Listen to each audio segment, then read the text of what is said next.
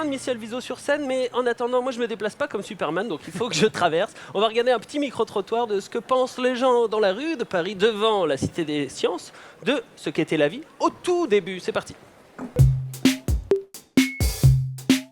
J'en sais rien du tout. Dans l'espace. En fait, ça viendrait d'un astéroïde. Du Big Bang.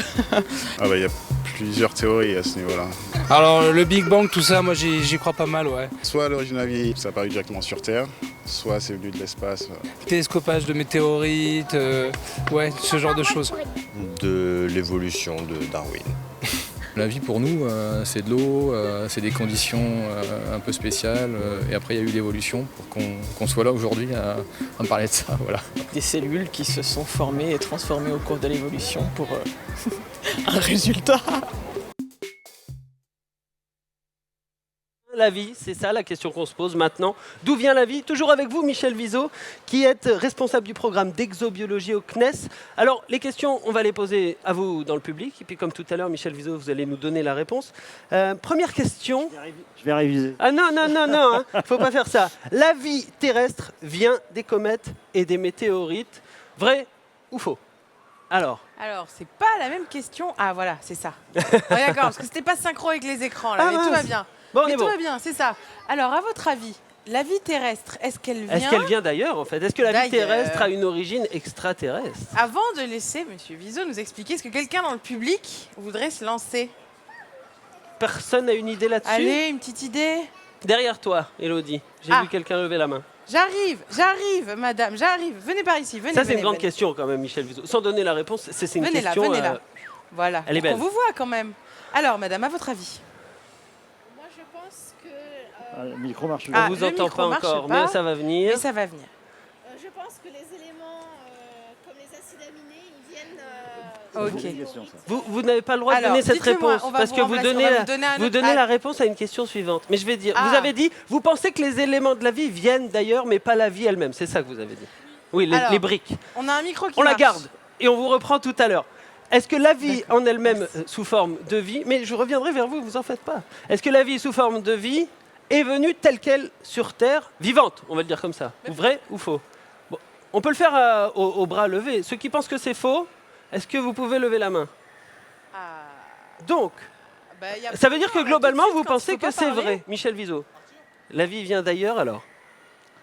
Alors, on n'a pas de réponse très claire de ce côté-là. Ça se voit, vous êtes à peu près partagé. C'est toujours... La science, c'est quand même aussi des interrogations permanentes et des remises en cause tous les jours. Il y a une théorie qui dit que la vie a pu venir d'ailleurs et qu'elle a été apportée par les comètes ou par les astéroïdes. Par exemple, elle pourrait venir de Mars. Et on sait qu'on a trouvé sur Mars à peu près une cinquantaine de météorites martiennes actuellement. Et on pense qu'il y a à peu près 40 000 tonnes de pierres martiennes qui sont arrivées sur Terre. Donc si jamais la vie a apparu sur Mars, avant d'apparaître sur la Terre, il est possible que ces cailloux, ces météorites, nous aient apporté la vie. Ça semble quand même très improbable. Et donc, actuellement, avec les formes de vie que l'on trouve qui ont 3,8 milliards d'années jusqu'à 4 milliards d'années. Ça, c'est les plus vieilles traces sur la Terre. C'est les plus vieilles traces que l'on ait détectées sur la Terre. 3,6, tout le monde est d'accord. 3,8, on discute comme des chiffonniers. 4 milliards, ça se terminera au pistolet sur le champ demain matin. Donc c'est comme ça à peu près les discussions scientifiques. Donc si on donne une réponse, pas vrai, pas faux alors, on ne sait pas. C'est pas vrai, pas faux, mais actuellement la tendance est quand même de penser qu'il n'y a que sur Terre que se sont réunis dans notre système solaire, il y a 4, et quelques milliards d'années, les conditions pour qu'une forme de vie puisse apparaître, notamment celle qui a mené à notre vie à nous. Alors, on passe naturellement à la deuxième question. Et Élodie, tu pourras donner la parole à la personne qui s'est manifestée tout à l'heure. Parce que la question est, il est évident par contre que les briques de la vie viennent d'ailleurs et viennent de l'espace. Alors, est-ce que c'est vrai ou est-ce que c'est faux? On ne parle pas de la vie, on parle des aimants qui ont permis sur Terre de donner naissance à la vie. Est-ce que eux, ils viennent de l'espace ou ils étaient déjà là sur Terre? Eh bien, qui aurait une petite idée? Le jeune homme, là, il a levé la main tout à l'heure. Moi, j'ai l'impression qu'il a une théorie. Alors, dis-moi tout, jeune homme. Est-ce que tu penses que ça vient d'ailleurs, les briques de la vie? Et déjà, première question, est-ce que tu sais ce que c'est qu'une brique de la vie? C'est par exemple l'eau ou les choses comme ça. Les choses comme l'eau? Est-ce que l'eau c'est fait partie pour des vivre. briques pour la vie? L'eau est pas forcément une brique, mais elle est indispensable en tout cas. Donc c'est une semi-brique? Alors, il y a les briques et il y a le mortier. Alors l'eau, on pourrait dire que c'est le mortier. Alors c'est quoi les Ah. briques? Avant de voir une réponse du public, c'est quoi les briques dont Alors, on parle? la vie, c'est ça, c'est facile et c'est simple. Tout ce qui existe sur Terre est composé de 20 briques élémentaires pour les protéines, pour ce qui fait les muscles, la chair, la viande. Ce sont des acides aminés, il y en a 20. Oui. Et encore, très particulier. Les sucres, ce qui nous donne l'énergie, pour simplifier, allez, il y en a une cinquantaine. Donc c'est les briques, ça. Ça, c'est les briques. Il y a les acides gras. Vous savez, le gras, là, eh bien, il y en a à peu près, allez, une quarantaine qui comptent. Et enfin, il y a le code génétique, ce qui fait que je suis beaucoup plus beau que vous tous. Pardon, j'ai dû me tromper, là. C'est les Ce mauvaises qui fait briques. que chacun est différent les uns des autres. C'est le code génétique. Il y a 4 lettres, 4 acides aminés, 4 bases, 4 produits chimiques, qu'on appelle des bases azotées, qui font tout le code et qui font toute notre diversité, de la plus belle des bactéries à la plus belle des girafes. Et donc la question, Michel Viseau, et je vous la repose, Donc, il y a est-ce que toutes ces briques centaines de briques. sont arrivées sur la Terre depuis l'espace ou est-ce qu'elles étaient sur la Terre au moment où la vie est apparue, avant 3,2 milliards d'années, on va dire ça comme ça? Oui. Oui. Alors ceux qui pensent qu'elles sont venues de l'espace, vous pouvez lever la main.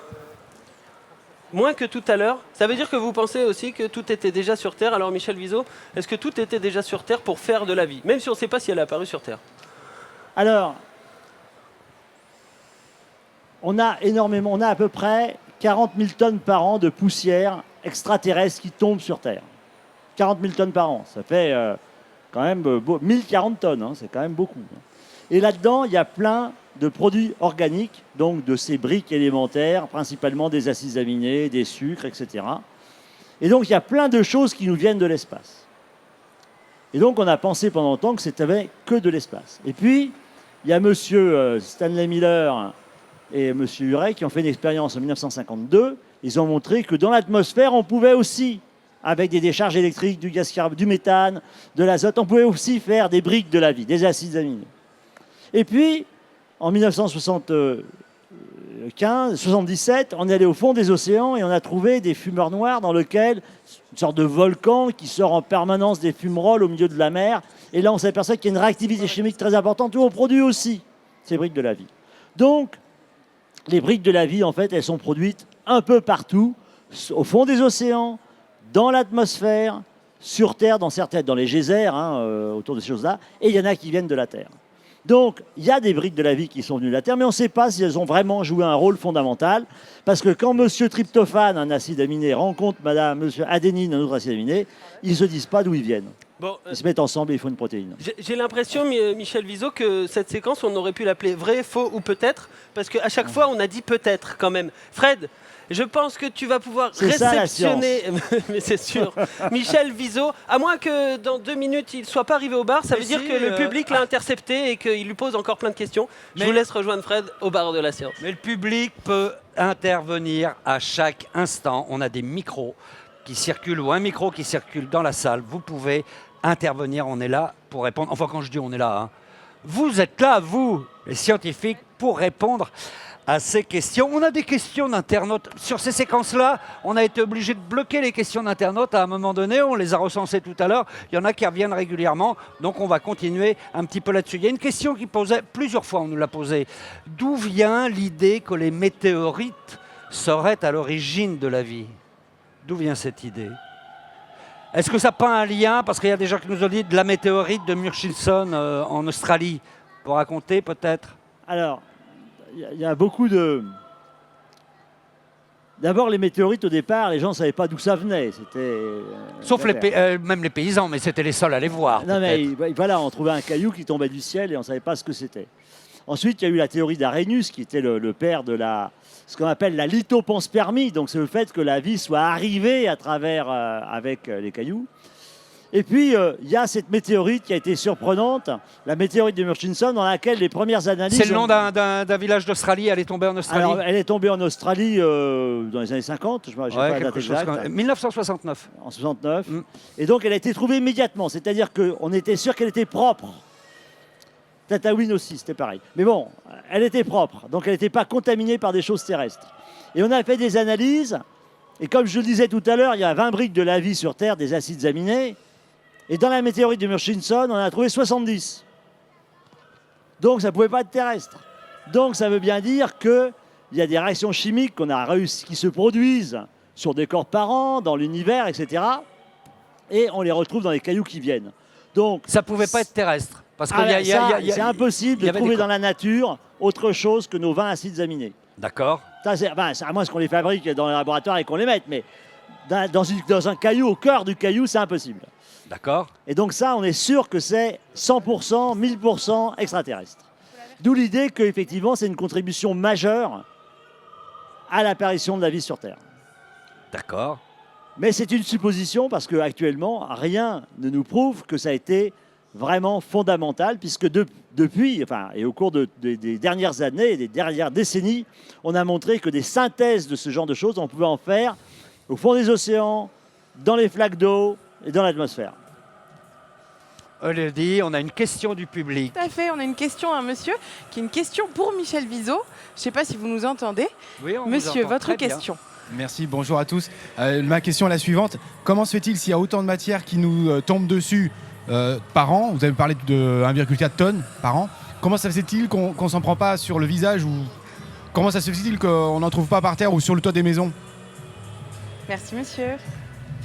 Merci. 40 000 tonnes par an. 40 000 tonnes par an. 1040 tonnes, 1000 camions de livraison. Hein, d'accord? C'est l'autoroute du soleil au moment des vacances sur 100 km. Hein. Eh bien, on en prend sur la figure. On prend des micro-poussières. Alors la plupart brûlent dans l'atmosphère, mais on en trouve, et c'était le travail de Michel Morette en Antarctique. Ils ont creusé la glace, et quand ils font fondre à peu près 200 tonnes de glace, ils arrivent à avoir 200 à 300 micrométéorites. Donc c'est infinitésimal vu la surface de la Terre, et la plupart tombent dans l'océan. Donc on arrive, mais si on met une cuvette avec de l'eau, en 100 ans, on a des chances d'en avoir, d'un mètre carré, on a des chances d'en avoir une ou deux. D'accord. Merci pour votre réponse et merci pour votre question aussi. Une autre question d'internaute. Tout à l'heure, vous aviez répondu d'ailleurs. Est-on sûr que la matière trouvée dans les météorites vient de l'espace? Oui. Oui. Oui. On est sûr, il n'y a pas une pollution à un moment donné qui pourrait se faire, une contamination? Alors, une météorite qui arrive sur Terre, si elle reste sur Terre, elle va être contaminée, elle va être colonisée par les microbes, par les produits chimiques, par les fluides, par l'eau, etc. Quand une météorite arrive sur Terre, la première chose qui se passe, d'abord elle est chaude à l'extérieur, mais le cœur est froid. Et donc immédiatement, il y a l'eau qui se condense dessus. Donc l'eau qu'on trouve dans les météorites, c'est très probablement et très rapidement de l'eau terrestre, même rapidement. Par contre, les bactéries, ça prend du temps. Donc si on récolte une météorite dans l'heure qui suit ou dans les jours suivants, en surface, il peut y avoir un peu de contamination, mais à l'intérieur, c'est pas possible. Et les résultats qu'on a obtenus sur la météorite de Murchison, ils ont été extrêmement travaillés. Et les scientifiques qui ont fait le travail étaient d'excellents scientifiques qui ont pris un luxe de précaution phénoménal dans des trucs stériles. Ils ont stérilisé l'extérieur, ils ont percé, ils ont décapé, ils ont percé, ils ont pris au cœur de la météorite.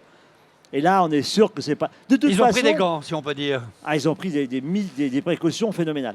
Mais par contre, on est sûr que si on trouve, des acides aminés qui ne sont pas produits par la vie sur Terre, on est sûr et certain que c'est extraterrestre. On ne peut pas, il n'y a pas de doute. D'accord, alors ça... Et sur le Murchison, avec les méthodes modernes, notamment ce qu'on appelle la spectrométrie de masse à très haute résolution, on n'a pas identifié, on a dénombré plus de 70 000 molécules différentes. D'accord. On en connaît 1000 à peu près. Alors, je pense, ça pourrait faire appel, cette question, à des disciplines différentes de la science. Vous pouvez aussi y participer si vous voulez. La question de Goupil Futé. Alors, sa question, c'est dans quelles conditions la vie serait-elle apparue? Quelles sont les hypothèses? Ah, Bon, ça ferme à quelle heure? on a toute la nuit.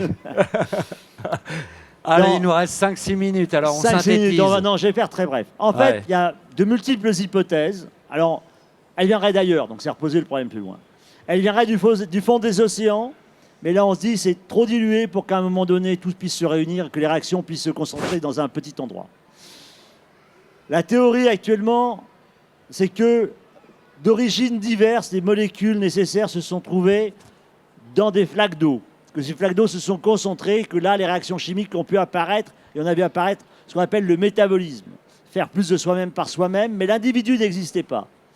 Et on sait qu'à un moment donné, il faut qu'à un moment donné, il y ait une petite poche de gras qui se forme, que ça se mette tout à l'intérieur, et là on a la première bactérie, la première cellule. Et donc la théorie la plus probable actuellement, avec l'aide probablement des argides et de beaucoup de conditions minérales, c'est la théorie de la flaque, de la soupe primitive. Où, La soupe primitive. la soupe primitive où il y a tout ce qu'il faut, et puis à un moment donné, ça arrive à s'emprisonner dans une petite cellule, et la première cellule est née. Et là, la vie a commencé à apparaître, puisqu'à un moment donné, c'est coupé en deux, elle a fait 2 cellules. Vous voulez qu'on pousse la question un peu plus loin parce qu'ils sont, ils Allez-y. sont exigeants. Hein. Question de Rio droit. Comment passe-t-on de protéines à acides aminés, d'acides aminés à cellules, etc. Bref, comment est-on passé des molécules à la vie? Alors, simple. Hein. Allez, combien en régie? Vous avez 1 minute 30. C'est un petit défi, la fête de la science. Oui. De l'acide aminé à la protéine, ça on sait. Et on sait que l'alternance de déshydratation, de réhydratation, par exemple, fait une polymérisation. Comme ça peut aussi favoriser des cyclisations. C'est un peu compliqué, mais bon. Les réactions chimiques, on voit à peu près. Que tout ça passe au métabolisme, c'est-à-dire la capacité à générer à partir de produits extrêmement simples, des produits plus compliqués de façon spontanée, avec une énergie calorique ou lumineuse. Ça, c'est un peu plus compliqué. On a des idées, mais on ne sait pas trop. Alors, comment ça s'est mis dans une seule cellule? On est obligé de faire l'hypothèse que ça s'est produit, Ouais. mais on n'en connaît absolument pas le mécanisme. D'accord. Mais puisque nous sommes là, il a bien fallu que ça se passe à un moment ou à un autre. D'accord. Donc, On ne sait pas, et c'est pour ça qu'il y a des générations de chercheurs, des thésards, des postdocs, des jeunes, des vieux, des émérites qui se mettent là-dessus et qui essayent de trouver la bonne solution. Et des réponses à ces questions. l'aventure scientifique continue tout le temps, quoi. Ça ne s'arrête jamais, au moins pour ces questions-là.